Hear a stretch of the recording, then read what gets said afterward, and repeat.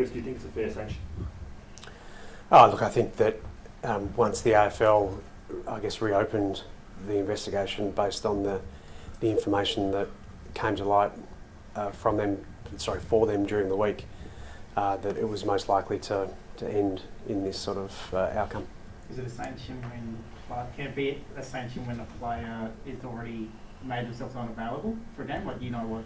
Well, I mean, so the AFL have said that Willie is unavailable for this weekend's game. Willie had obviously earlier in the day made a decision to step away from football for this week's game. So, the AFL sanction is for this weekend. Is it just for this? Is Willie stepping away? Is that just for this week? Do you expect to move that for July? Yeah, so I guess important. The sanction is for this week. Yeah. So Willie is out for this week. I don't know right now whether Willie will be available next week. He has taken the chance to step away for this week. He certainly believed that it was the best thing for the club to make that decision, and there's obviously no way that we were going to make him play given his state of mind. Are you hopeful? Are you and the club hopeful that he can be back next week? Yeah, we certainly are hopeful. You spoke about his state of mind. How is he feeling? Is he spending time still with the club and with his teammates, or is he spending some time alone? No, look, he's today was one of our days off, so he's spent that with people that he feels comfortable with, doing things that he has wanted to do today. But he's been in regular contact with me. I've spoken to him since the penalty was announced, and we'll continue to support him as appropriate. Chris, do you feel like he's been made an example by a system that doesn't understand what he goes through and other Indigenous players go through? We've been trying to make that point to the AFL this week. I think it's important that we address this in two parts. Clearly, the text message that Willie sent after the game on the weekend was unacceptable. He apologised for that early in the week, and he needs to cop the right sanction for that, which is, in the AFL's context, a 1 week sanction. But we are missing, and the Port Adelaide Footy Club certainly believe, that the industry can be doing more to educate people within the industry on the challenges that are faced by both First Nations and multicultural players in the competition. Can you shine a light, Chris, on what some of those challenges are that they are facing on a day-to-day basis? We obviously hear some of it in the media, but I'm sure there's a lot more that goes on behind the scenes. Well, I mean, the racism is constant. The baiting on things that are very, casual racism are constant. It's not only Willie, it's players through the competition. Comments that are made that are not within earshot of other people. They happen regularly, and we've been making that point to the AFL this week. And I guess on the back of Andrew Dillon suggesting that the AFL would like some more transparency, we think it's important that we start to provide some of that context. And the club's statement today was the first step of that. It's not the first time that the AFL have heard it. So the way that we move forward will be important here. So CD, are you saying, CD, that casual racism is right on field? Well, that is in the eyes of the people who face it. When you're dealing with various circumstances that may have an undertone of, and I will give some examples. A person who is, let's say, being suggested that is overweight, when that throughout their life has been part of their overweight because of a cultural diet, you can only imagine that even if that's not intended at the time, that people get taken back into circumstances where they have felt culturally unsafe and have felt like they're being ostracised for their race. I mean, these things are incidents that happen regularly. I'm in no way suggesting that the people who are saying them believe that they're racist at the time, but we have to understand, and that's a very simple one. I don't want to profess to be able to go into all of the different things that Willie faces, but Yeah, they are constant. And if we're going to start to want to open the lid on this, then there is work to be done. Absolutely work to be done. Why do you think the AFL has dropped the ball on this so far, given the history of Indigenous players within the game? Well, I just think that if we are in a situation here where, on the first instance, I acknowledge that the text message after the game, unacceptable. We cannot, that is not something that we could own in any way, shape or form. But we also need to understand, again, what the players are facing and why sometimes comments on the field can wind people up. Is it the AFL, who's the major issue here, or is it media commentators? We've seen how much focus there has been on this issue, and I know at times there's been those frustrations around the reports in terms of not the whole story. Is there an issue there as well? I think that we all have a responsibility. I wrote to the AFL 3 weeks ago about the reporting around Willie's situation and the Hawthorn Football Club.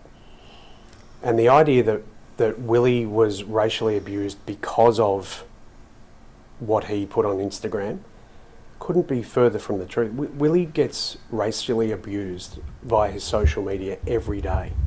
The idea that he provoked it is just so wrong. I can't say to you how much more that was a confronting period of time for the way that we all reported that. And then in the last 48 hours to see a whole heap of people who, as I said yesterday, in my view, don't have the cultural understanding and depth to be just looking at these issues as so one-dimensional. We all have more work to do. What did the AFL say? Did the AFL respond to you when you wrote to them about it? The AFL have responded in a number of different ways, and I think that they would acknowledge that there is more work to do. Were you satisfied with their response? We'll continue to work with the AFL on the ways that we can be a leader in this space in order to help.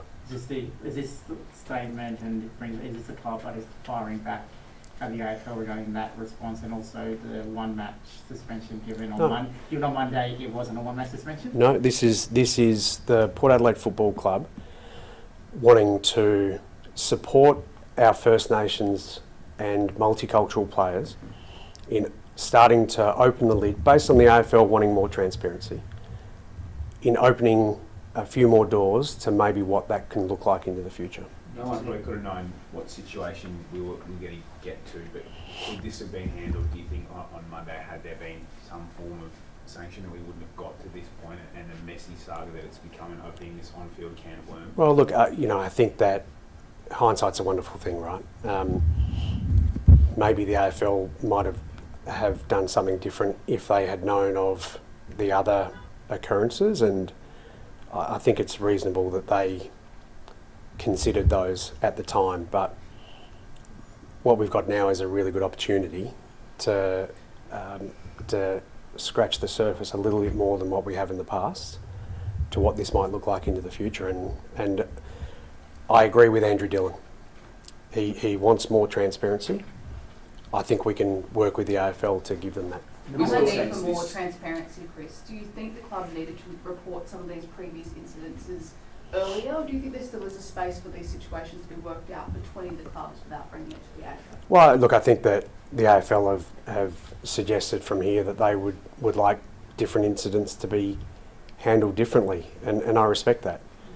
I've been in the job for a decent period of time, and these things have been handled in a different way previously. Clubs have been able to address issues like we were able to with the Bulldogs on Monday. I think that was done in a mature fashion. It didn't stop the AFL's ability to be able to do anything just because the two clubs had come together, had organised the right level of apology and comfort to the unfortunate player who was targeted from the Bulldogs by Willie. Look, I still think there's a place for that, but at the end of the day, that'll be the AFL's call. What does the club, its First Nations and multicultural players, want the AFL to do, or what action do you want to come with, I guess, the statement coming out of the issues that you've raised? Well, it was in response to the AFL statement in regard to the sanction that Willie has received, but also to say that Port Adelaide want to be a leader, that we have always been a leader in this space and will continue to be a leader in this space. And we all need to be aware of the comments that are made on the field, whether they were by Willie and you know what have obviously been threats of violence. But there's a whole other side of this that we need to start to consider. You say you want to be leaders on the field. I mean, is that something you're actively doing in practice with your playing group? Has Willie talked to these to explain his experiences both on and off field in terms of racism? Yeah, I mean, historically we've had a long history of Aboriginal players playing for this football club, and I've had a lot of opportunities to hear their stories and also to ask them to tell their stories to our players, and they have been willing to do so at various levels. You know, some are more willing than others to go into what their family background has been, whether that's been stolen generation, you know, players from stolen generations, you know, people who have had their parents displaced. You know, this is a deep issue that I'm sure the AFL are aware needs to be continually looked at. In a broad sense, that this is now wrapped up in terms of the sanction, but it's just probably starting for Willie. We know the kinds of racist abuse that come today and will continue to come. Is there somewhat an irony that he's the one that has to undergo education and that people don't understand what he's going to have to deal with now for the following days and weeks? Yeah, look, I think it's reasonable that on the basis that Willie will need to do some education, and I don't want to underplay that. You know, the club has been working with Willie about the way that he deals with these things over time, and he will do the right amount of AFL education. But I do believe that we can all do a little bit more education about the impacts of not only comments, the way that comments can be perceived on the field, but I honestly think, and part of the letter that I sent to the AFL 3 weeks ago was about what we can do on the reporting of these incidents. How do we reflect upon the way that we've reported different things over time? How many Indigenous and multicultural players have we actually gone back and asked, how did you feel when this was reported in this way at this time? You know, do a little bit of an audit about the way that these things have worked over time, and I reckon we may be starting to think about the way that we can do things better into the future. Does Willie cop this more than most? Like when you said he's seen, you know, the club's had a lot of Indigenous players, you know, and multicultural players as well. But does Willie cop it more than most? Look, Willie is involved in parts of the game, I think, that make him a lightning rod for that type of abuse. Sometimes, you know, he may put himself in situations where, unfortunately, it seems that he's more likely to cop it than some others. Are you worried that when Willie does return to the field, there could be something similar like that?